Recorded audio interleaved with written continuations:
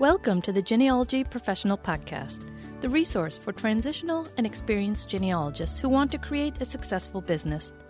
I'm your host, Marianne Pierre-Louis. Here you'll learn from professionals all around the world who work in the field of genealogy. Are you ready to get started? Then let's get going.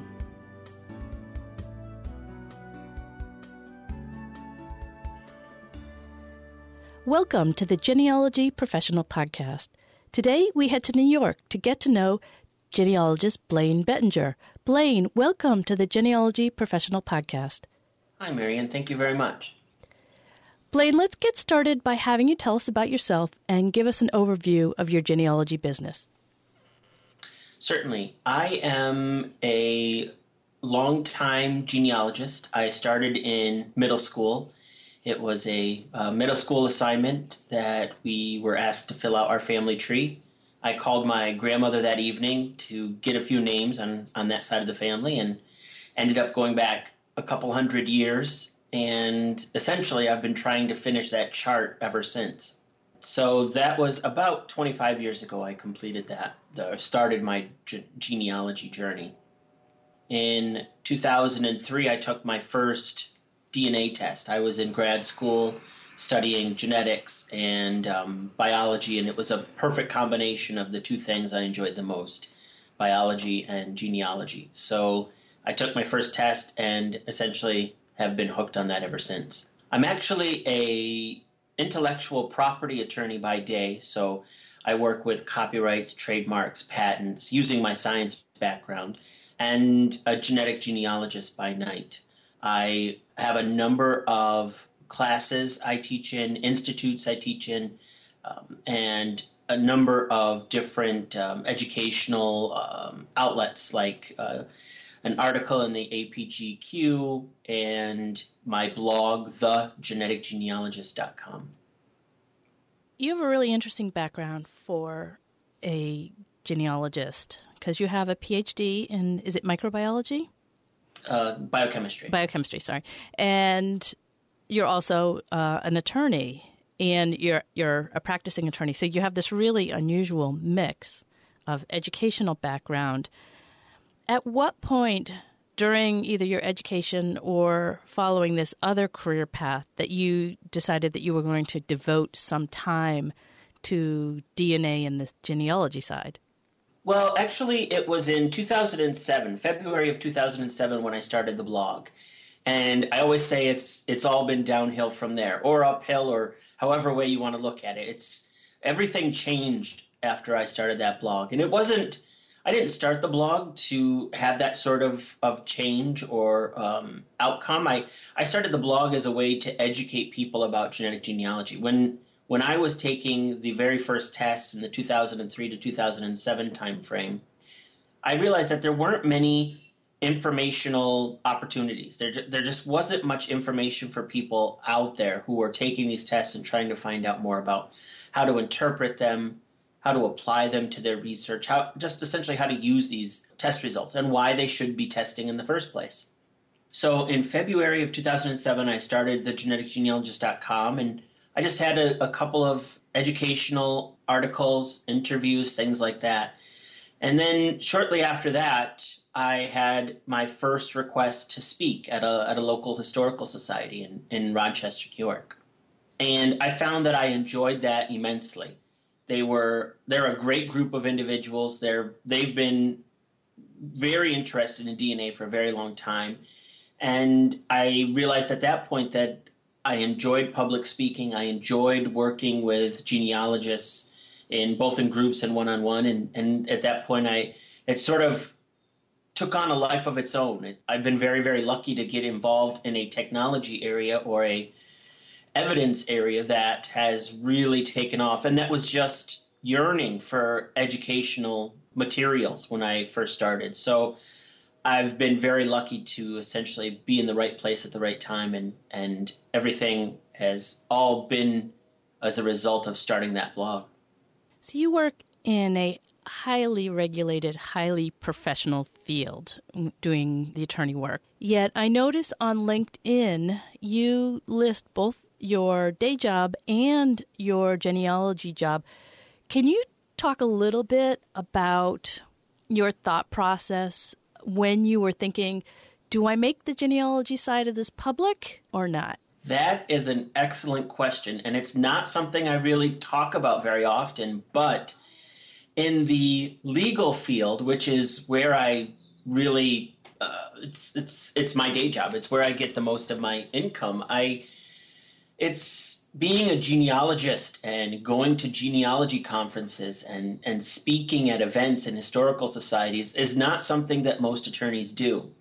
And so I'm very lucky that my firm has been very, very accepting and, in fact, supportive of my genealogy world or my genealogy efforts, my genealogy interests.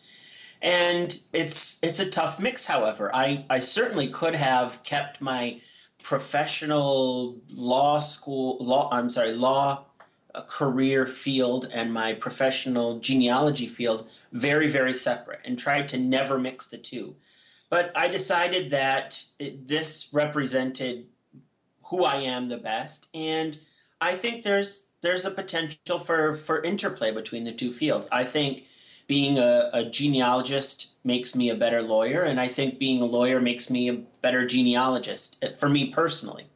So it's been a very tough process to sort of bring in aspects of my genealogical life into my law firm life. But as I said before, I've been very lucky to work in a law firm where that's possible. If I were in a different law firm that probably wasn't as accepting, I think it would be very different. But the law firm I'm in at Bond in Syracuse is very, very accepting and supportive of this. So I've been very lucky in that aspect. Yeah, it's really amazing that your law firm has been so supportive. I think from a genealogical point of view, it's very easy for genealogists to be accepting of your legal career because, of course, as genealogists, we can see the benefit of that. But when you let your attorney colleagues know about your genealogy, you're really opening yourself up to vulnerability, even potentially ridicule, because it's viewed as kind of the opposite extreme of, being a lawyer. It's wonderful that you were able to actually combine the two and get that support from your law firm, which is, I think it would have been critical in order for you to continue. I think that's right. And in a sense also, it's me doing things like speaking opportunities or institutes or events like that. I can put a slant on it where it's viewed as being a little bit more of a professional aspect of genealogy rather than I'm not really skipping work to just go to a conference. I'm also going to speak and get my name out there and be a genealogy professional. So I think it would be different if I was just attending conferences rather than speaking at them. Although, again, the law firm I'm at has been incredibly supportive. So I've been very, very lucky. It seems fairly obvious the skills that you brought to genealogy, having a background in biochemistry and in law. But are there any skills that you have that you brought with you that maybe surprised you that you found a use for in your genealogy career? That's an interesting that aren't question. necessarily science or law related? I'm not sure. I can't think of one off the top of my head. The single aspect that served me the best is I have a naturally inquisitive nature. So I want to know how things work and how to use them. So I think this isn't really an answer to your question, but that's the one thing that sort of assisted me in all my areas. And as a scientist, as a lawyer, as a genealogist, and sort of ironically, I was a genealogist for many, many years before I ever even thought of going to law school. So I think as much as legal experience can benefit genealogy, interestingly, I think my skills as a genealogist benefited my law career as well. So for me, I'm at a point where they all blend together and work together so well. I don't always think of them as being completely different and separate areas of my life. I've sort of meshed them all into, especially by pursuing genetic genealogy, of course. That combines the science and the genealogy very, very well. And of course, I use the legal aspect all the time. So I view it as sort of just combination of all these skills I'm using all the time in all my different areas. Because you're doing the genetic genealogy, let's say part-time, because you have a full-time job, do you feel that you have the same business considerations that other genealogy professionals have? I mean, did you have to learn to juggle many different hats in order to sort of manage this side career that you're doing? Yes, absolutely. Absolutely. I've never been a full-time professional genealogist. It's always been a part-time genealogist. So it's hard for me to know exactly how what I do is different from a full-time professional.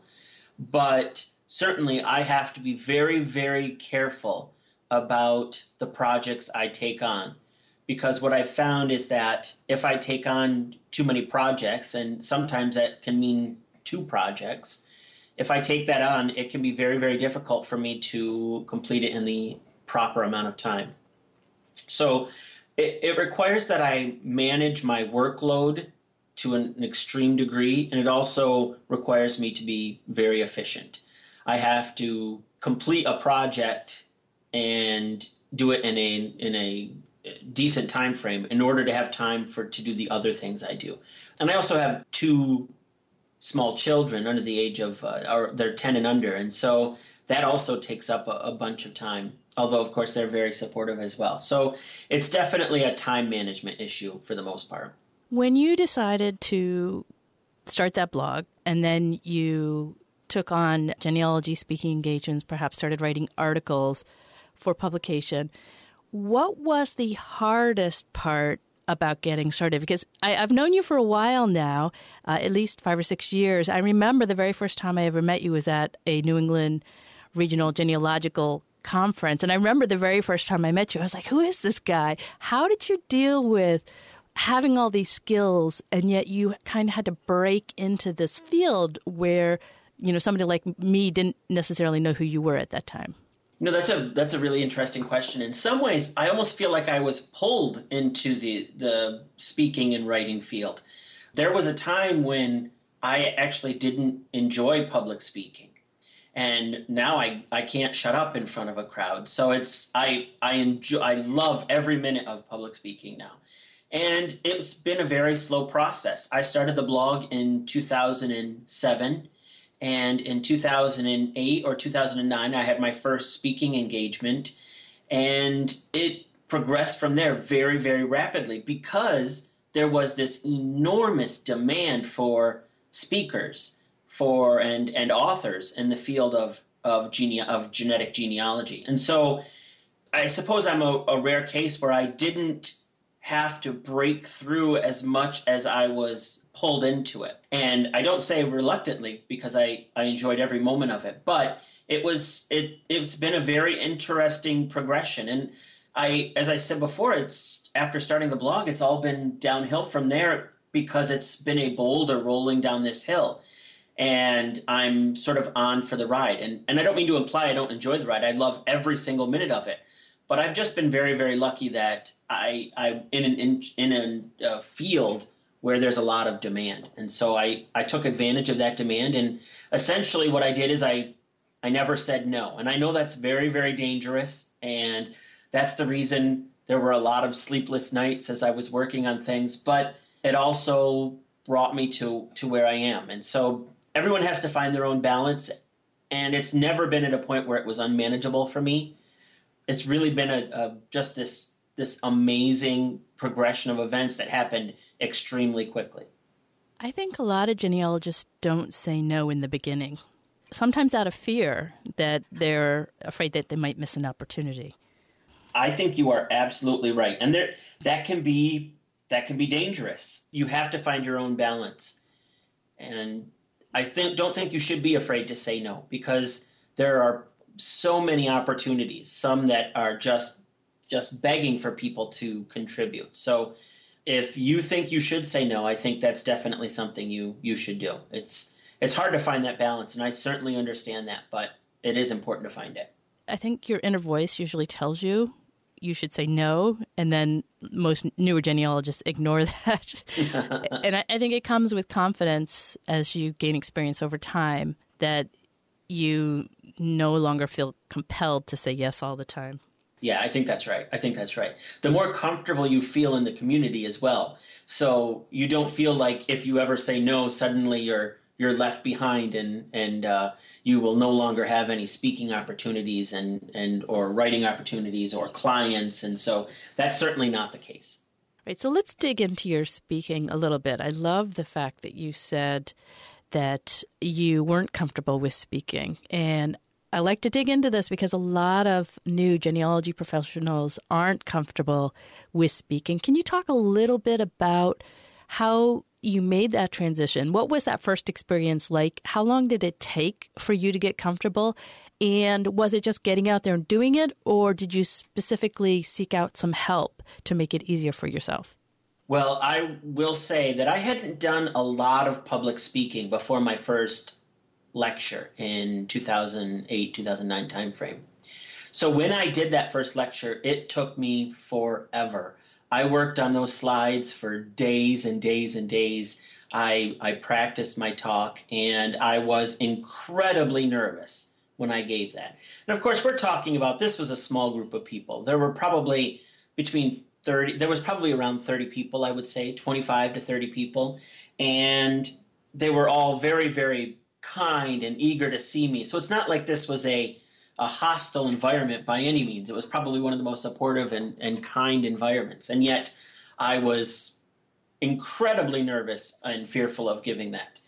And that took a long time to go away. Certainly it was never as bad as that first time, but I would say it was years of speaking before I got to the point one day where I finished a lecture and realized that I wanted to do it all over again, that I loved every minute of being up there and engaging with the audience. And it was sort of a shock to me when I realized that. And it had been that way for a little while, but I hadn't stopped to think about it. As far as getting to that point, I did a lot of research in the first year or so about public speaking, various tips and techniques, and this was all sort of online research. I'm not sure how much those helped me as much as just accumulating speaking events. So over time, it got to the point where it was something that felt very familiar and comfortable. And in that sense, it made it much easier to do it. And in fact, it got to the point where now I enjoy it very, very much. Yeah, that's the thing I want to point out for everyone who's listening. So much of what we do as genealogy professionals is all about experience. You just have to get started. You just have to stick with it until you get comfortable with it, like Blaine did. So, Blaine, did you do the public speaking because of the demand that you were talking about, or because you also felt that you had to do the public speaking to build a name for yourself? What was compelling you to do something that made you very uncomfortable? That is a good question. When I first started giving lectures, it wasn't so much about building a name because I didn't realize it was going to turn into anything more than a speaking event. So for that first one, it was the same motivating goal as starting the blog. It was to educate people about DNA, because there was such this demand for information and education. And so speaking at this local genealogy society was a way to educate all of them about DNA. And I always view education and any speaking opportunity, any article, anything like that, I always think of it as a sort of like dropping a stone in a pond. There's sort of a ripple effect, because when you write an article, others write an article or read the article, then they write their own articles, or they talk to others about the content of the article. Same for a speaking event, same for an institute. When you educate people about a topic, they go out and educate other people about a topic. And so I thought that by speaking at this event and starting the blog, it was sort of this ripple effect of information and education. It wasn't until several years later when I applied to speak at a much larger conference that it was more about sort of building a little bit of a brand around the blog and around myself and getting more opportunities to speak to other people.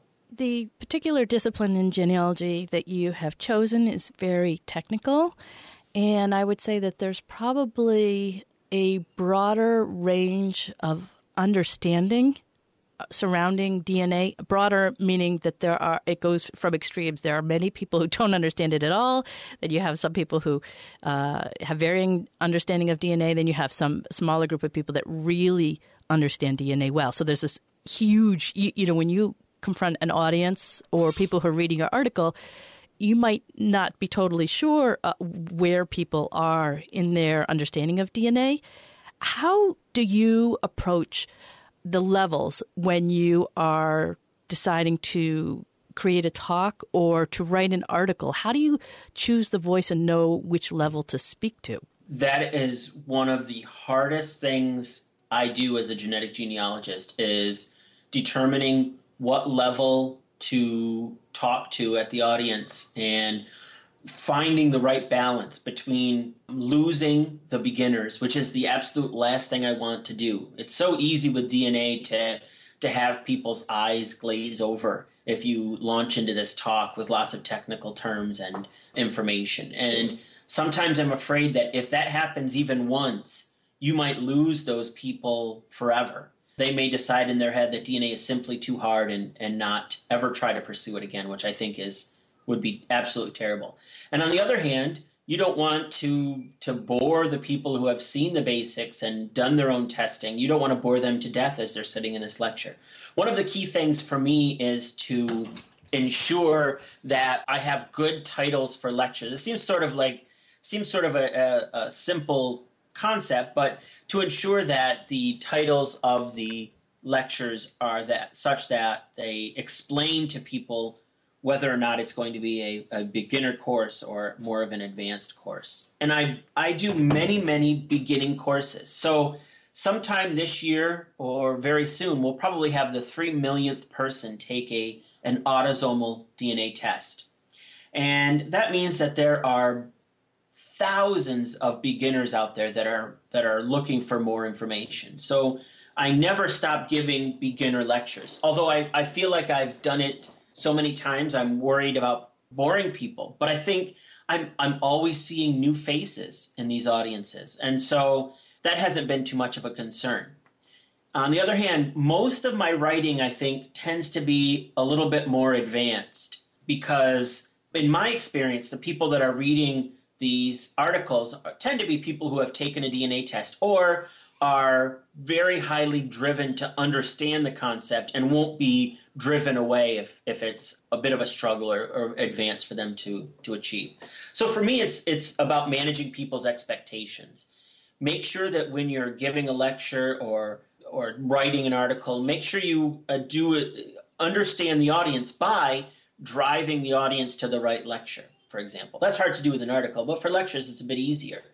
You wouldn't call an advanced lecture something like using Y-DNA and mitochondrial DNA, for example. For most of the time, any lecture that can combine both Y-DNA and mitochondrial DNA into one lecture will be a very beginner lecture.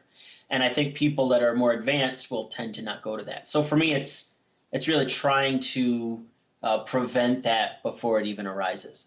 I love that. Setting expectations is so key. I think that is the one of the hinges of success in our field, maybe in any field, whether you're doing client work or public speaking or writing. If you can control that and set people's expectations, they come away so much more fulfilled because you've told them what you're going to deliver. They can make the determination whether it's for them or not. And then when you do deliver it, they're like, wow, that was great. That met my expectations. Yes, I think that's absolutely right. And, although I don't take clients much anymore, in my contract with clients, I have a clause that specifically states that, for example, because this is DNA testing, so much of the outcome depends on the quality of the matches that are uncovered by the company.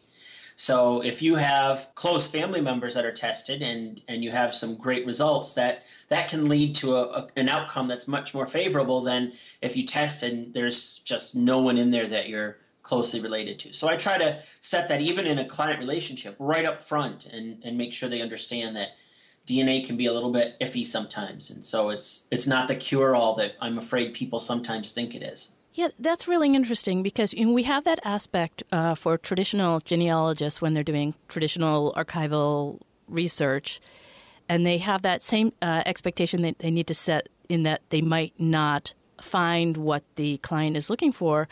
you seem to have a bigger obstacle in DNA because the lack of awareness of what it really means is all the more greater, I think, than with traditional genealogy. Do you have a little chat sort of beside your contract, or do you, with your potential clients, or do you, through conversation, just try to gauge their awareness of DNA before you start working with them? I definitely want to gauge their awareness. And, I think every professional genealogist who works with clients is also a full-time genealogy educator. So it's very hard to turn over, I think, a client report that doesn't have some aspect of education in it. For genetic genealogists, what I've found is that they need to up their education game even more. When you are discussing the results, because there is such a lack of understanding of DNA, I think you have to provide much more explanation than you would for other types of records. And I don't think that's a unique aspect of DNA itself. I think that's just simply a factor that it's still a very new technology. It's still a very new piece of evidence. And so people don't have that fundamental understanding like they might have for other types of records. So explaining that to them up front when I have that phone call, or even in the client report, I think it's multiple points of contact with them, helping them explain that, and it will help manage their expectations and lead to a more positive result with the client. With DNA, just as with traditional genealogy, sometimes results appear that the client isn't expecting. Have you ever been in any challenging situations where you had to deliver results that the client wasn't expecting or wasn't hoping for, and you found resistance from the clients? I'm not sure I've ever experienced resistance to the results. For me, the circumstances where I've had to reveal unexpected results have been much larger. So there are instances where it's not really something they can, I suppose anyone can deny anything, but these are not events where people are denying them. They're more flabbergasted or shocked by them. For example, an unknown, very close family member, such as a half-sibling or a new first cousin, or an event like that is completely unexpected and has the potential to really shock them. That's been the majority of my experience. And do you find that you have to manage that situation in terms of helping them kind of come to terms with the new information and sort of remain rational as they process it? Well, I can tell you I try to soften the blow as much as possible by informing them in the beginning that this is a possible outcome. Now, for example, in the contract or in our initial conversation, I'll put something about DNA having unexpected results. That doesn't really prepare people for, say, finding a half-sibling, for example. A clause in a contract is not going to mentally prepare them. So it's definitely client-dependent. For some clients, you know right away they're going to just be thrilled to discover a new family member.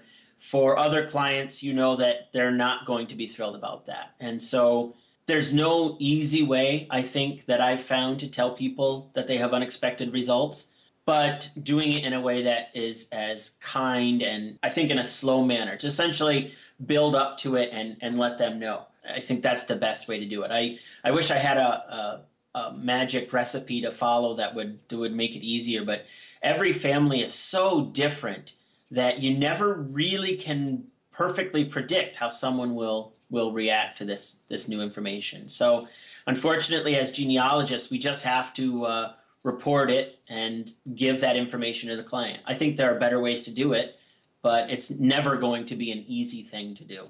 I was poking around your blog, and I discovered that you have some really unusual mitochondrial DNA. Could you talk a little bit about what's so unusual about your mitochondrial DNA and this journey that you've been on to discover more about it? Absolutely. I took a mitochondrial DNA test very, very early, probably in 2004, 2005, somewhere in that time frame. And my maternal line at the time I thought was European. My maternal grandmother's ancestors were missionaries and on a chain of islands off the coast of the Honduras. So I thought all of the ancestors in that line were these English missionaries who had arrived in the early 18 to mid 1800s. When I took the mitochondrial DNA test, however, when I got the results back, I was very surprised to learn that it was actually a Native American haplogroup. So rather than being an English missionary, my mother's mother's mother's mother's mother's mother at some point in time was, in fact, Native American. And so there was a lot of admixture in the Caribbean in the 1800s and 1700s and even the 1600s. And so it really isn't very surprising to have this result, but it was something I hadn't expected. And so now using that information, I've essentially peered through what I have as a brick wall in the early 1800s there, and it's still not clear. I didn't get any names or places or people, but I do have a good idea of what my maternal heritage looks like, at least on that one line. And what's interesting is when I took my first autosomal DNA test, it aligned perfectly with what I was seeing. I had Native American and African segments of autosomal DNA, which aligned perfectly with the mitochondrial DNA. So it's been a really interesting and unexpected journey. And I think that's probably most people who do a DNA test end up saying that after the end. You never know what you're going to get. Our ancestors did not all stay in one place. They were not all perfectly faithful for all time. I don't want to disparage our ancestors in any way, but this idea that our ancestors were, I have to be very careful here, the idea that our ancestors were chaste and always faithful, I think is a bit of at least on the DNA results I keep seeing, is a bit of a ideal that may not have been achieved throughout all time. So expect unexpected results when you do a DNA test. I try to emphasize that with any new client at any educational event, that you have to be prepared for the unexpected when you take a DNA test. In regards to, looking at these events that you don't always expect, I think it's not unique to DNA. As genealogy professionals, or just genealogists in general, I think it's really tricky if we make assumptions. And so I don't think it's so much about our ancestors not being chaste so much as our understanding of our ancestors is probably different than their understanding of themselves. And I think oftentimes we make too many assumptions about the past that maybe we shouldn't do. And assumptions are good for genealogists because genealogy is a logical sort of science until you get to a brick wall. And those assumptions help us to narrow down where we should be focusing. But at the same time, it limits our sort of social context and understanding of their lives. So I don't know. I think it's fair game, anything that we find. And I think the wonderful thing is how right now, especially through DNA, we're learning so much about the past that we didn't know before. If you look at there were some archaeological digs in Canada recently where they had discovered some Europeans had gotten farther in at one point than they had realized. And then, of course, the whole thing with Richard III. There are all these sort of discoveries that are sort of helping us reinterpret the past at the moment. Yes, I think you couldn't be more correct. And I like the fact that you said that it's not just DNA that uncovers these things. I couldn't agree more. And I don't think of DNA as being so very different from any other type of evidence we use as genealogists. And so just like we can learn about surprises or unexpected results in traditional records, we learn about them in DNA. So it certainly isn't an aspect that's completely unique to DNA at any point. And certainly our understanding of human history, I think in many ways has been revolutionized by DNA testing, and I think it will continue to be revolutionized. And certainly when you get, for example, your ethnicity back today, or you get a maternal or paternal haplogroup from mitochondrial or Y-DNA testing, I certainly wouldn't expect that to be the final say either. We're continuing to understand new things about history, and so it may be that a few years from now those results will be different. Now, the raw data is always going to be the same, but how we interpret that and what it means in history, I think, will change over time, which I think is really fun. It's so interesting to stay on top of this and see how the field is developing. I agree. I love following it. It's been a very exciting year for DNA in the news. Now, one of the things I ask people is how they balance paid work versus volunteering. And the interesting thing about, your LinkedIn page, where I got my information, is that you do a lot of volunteering, but it isn't necessarily in the genealogical field. You're on a lot of different boards. I was astonished because boards can take a lot of time. How do you manage to have a full-time career, a part-time career, and volunteer on all these boards? Well, again, like I said, I have a great job at my law firm, and they actually encourage board involvement. It's a great experience for younger attorneys. It's something that's strongly encouraged and supported. That being said, as you said, it is an incredible amount of time. Some boards more than others. So, for example, I'm on the board of the local bar association, and that dovetails perfectly with my legal career. And it is a big time user, but it's something that I think it's such a benefit to the legal community in my area that it's something I really enjoy. And then I'm lucky to be on other boards as well, like the New York GMB where I'm a trustee, and that one's sort of a no-brainer. A genealogy board is, it's such a great experience and such great people and such a great opportunity that it's one of those things where I couldn't say no again. And I'm so glad I didn't. I really, really enjoy it. Finding the time, however, of course, is always going to be a challenge. And I think if you're going to do that, and I think everyone should, you certainly are going to have to give up other events. And as I said before, it's all about finding that perfect balance for your own sanity that you try to find. Sometimes it's easy to find that. There are going to be days where you sit back and wonder what in the world you were thinking and why did you say yes to this? And I certainly have those days, probably more often than I would like. And then there's other days where you're just working away on your work and loving every moment of it. So it's just about finding that balance and not giving up hope when it gets a little bit bleak and you're overworked. And you just have to realize that maybe it's time to reshift that balance a little bit. Blaine, I know this isn't a fair question, but what's the most fun project you've ever worked on? Oh, that's a really good question. The most fun project I've ever worked on. Well, certainly one of the very first professional cases I ever worked on was with a group of adoptees who were all related. And they discovered through DNA testing, they were all half siblings, and they discovered through DNA testing who their donor father was.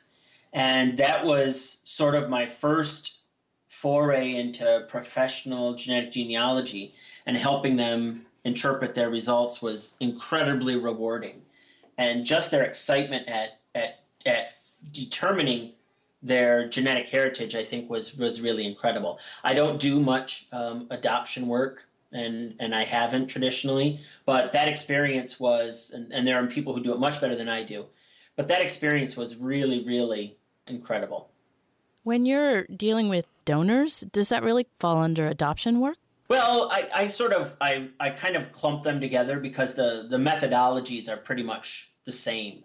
Adoptees, donors, and donor children and foundlings. Much of what genetic genealogists do to uncover their genetic heritage is very, very similar. And it's in some ways it's just a brick wall that's every one of our lines eventually hits a brick wall. For these individuals, unfortunately, that brick wall is at the very first generation. But some of the techniques that people use can apply to older brick walls as well. So the methodologies the field are using are still really being developed and being explored and being studied. So as I said before, it's really an interesting time to be a genetic genealogist. All right, Blaine, we are going to change the tempo a little bit now. We're going to pick up the pace as we enter the lightning round. Are you ready? I am. All right. What was the one thing you were most afraid of in starting your business? Probably public speaking. What's the best advice you've ever received from somebody else? And it doesn't have to be from a genealogist. It could have been from a lawyer, too. The best piece of advice, and it's actually from a a college graduation presentation or a speech. And most people, I think, I probably can't remember a single thing or even who spoke at any of my other graduations, but this individual said, "Beware the naysayers." And I think that's such a great saying. And it's something you can sort of chant to yourself as you're facing the naysayers. I think all of us genealogists definitely encounter a lot of naysayers. I think so, yes. Yeah. What is one specific action listeners can take in the next 24 hours to help them transition into a genealogy career? Well, I'm sort of biased because I think I have to tie it into DNA. If you haven't taken a DNA test, consider taking one. If you have taken it, consider finding an educational resource to help you understand it. Because if you're going to be working with clients, you are absolutely going to encounter clients who either want to do DNA testing or need DNA testing as a piece of evidence. It's becoming inevitable to use DNA for whatever project. Well, I don't want to overemphasize it, but so many projects are going to require or touch on DNA that I think it's important that every professional genealogist have done DNA testing or have experience with DNA testing. Do you have a productivity tool or an app that you love that you could share with the audience? Actually, I don't really have one I use regularly. What I found is that I tend to explore them, and if they don't fit my needs perfectly, I move on. One thing is I'm just now starting to really dive into Evernote, and I'm hoping that what I found so far is it's such a great way to keep track of information that I'm tending to lean on it more and more. So that's probably the one I would recommend right now, and I'm just a beginner myself. What social media channel are your clients most likely to be found on? Almost exclusively Facebook. The Genetic Genealogy is incredibly active on social media, which I think is just great. There are a number of Facebook groups that are dedicated, a huge number actually, that are dedicated to DNA testing of one form or another. And so many people are flocking to these groups, I think, in part because of this demand for understanding and for education. And so there are literally thousands and thousands of people who are interested in DNA, who are taking DNA tests and need help that are found within these groups. So, and the community is just fantastic. It's always willing to help and answer questions. And I think there's a lot of great interaction on Facebook. If you could recommend one book for our listeners, what would it be?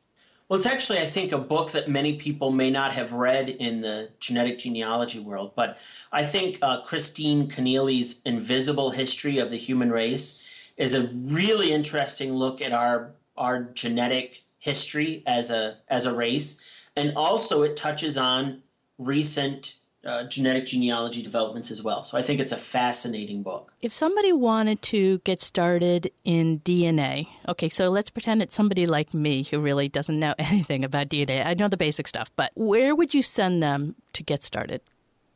Or what would you suggest that they do? Well, if they haven't taken a DNA test, that would certainly be step one. Step two is to really explore your results and try to work with them to find common ancestor with your matches. And then step three is to go to the ISOG wiki. Now, ISOG is the International Society of Genetic Genealogy, and they have a wiki with hundreds of pages of information about genetic genealogy. So if you have a question about genetic genealogy or about DNA, I recommend that as being the first stop to find new information. It is an incredibly rich and active resource of DNA. It's constantly being updated, wiki style, and so it has all the latest developments. It has links to blog posts that are relevant to the topic as well. So blogs I've found, and again, my bias might be coming through, but blogs are one of the best sources of information in the genetic genealogy field because there are so few resources, and because the developments are so fast and furious, that blogs are really one of the best ways to stay on top of that. Of course, institutes are another good way to do that. But I think going to the ISOG wiki is a fantastic way to get information that you might be looking for. Give our audience one parting piece of advice and then tell us how we can get in contact with you. Well, I think a great piece of advice is to put yourself out there. Don't be afraid to give that lecture you've always wanted to give or to write that article you've always wanted to write. There's so much demand for education, not only in the DNA field, but in so many others. And so if you've always wanted to do that and you haven't, I suggest go out and do it. And I think the rewards will be many. As far as getting a hold of me, I have a contact page on my blog at the Genetic Genealogist, all one word, .com. Blaine, thank you so much for coming on the Genealogy Professional Podcast today. Marian, thank you so much for having me. What a great discussion with Blaine Bettinger. It's fascinating to get a peek into the world of a genetic genealogist. And it's interesting to discover how similar their journey and challenges are to archival genealogists and other genealogy professionals. The issues confronted by all small business owners are often the same even outside the realm of the genealogy community. I thought it was particularly helpful to hear about Blaine's path to becoming a public speaker. I know many of you are hesitant to do public speaking. Blaine is proof that you just have to get started and stick with it. Amazing that he loves public speaking now. You could too. Just take that first step. We also touched on the importance of setting client expectations, both in regards to delivering talks and project work. Again, this is not unique to genealogy professionals.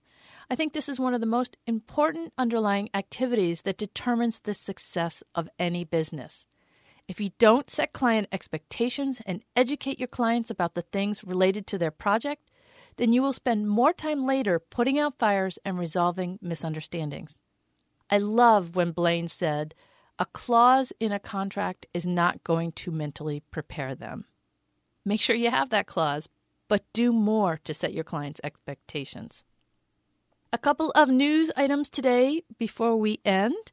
The Professional Management Conference put on by the Association of Professional Genealogists, also known as APG, is coming in September. It will be held September 22nd through 24th, 2016 in Fort Wayne, Indiana at the Allen County Public Library.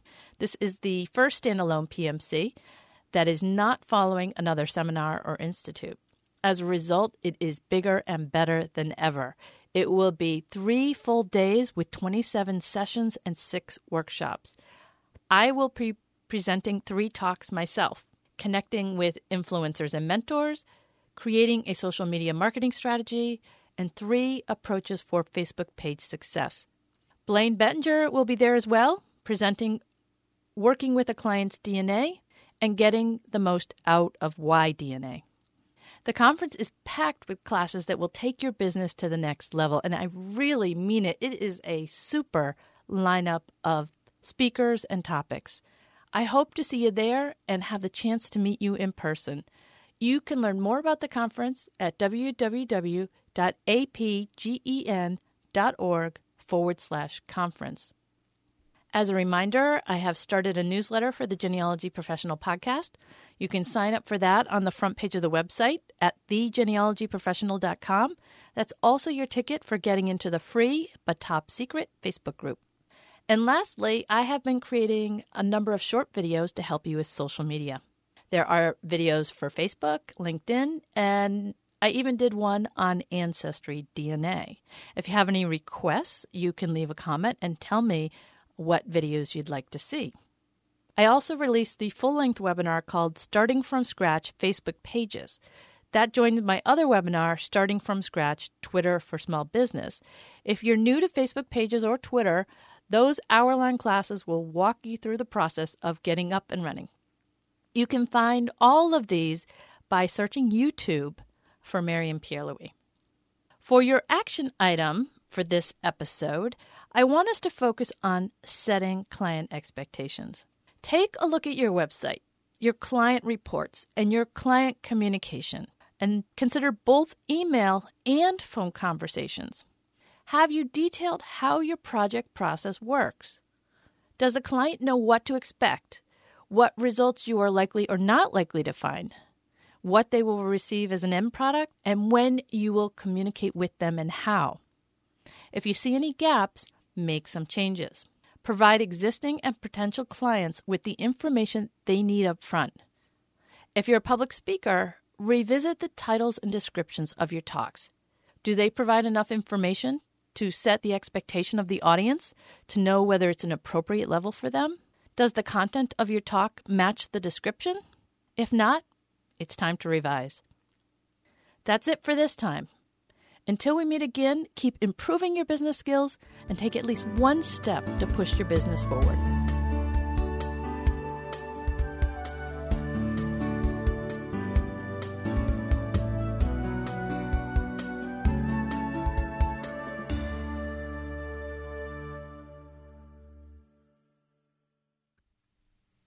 The Genealogy Professional Podcast is a production of Fieldstone Common Media, copyright 2016. Executive producer, Mariam Pierre-Louis. Creative producer, George Edwards. Production assistant, Pam Wolos. Technical director, Jean-Luc Pierre-Louis Jr.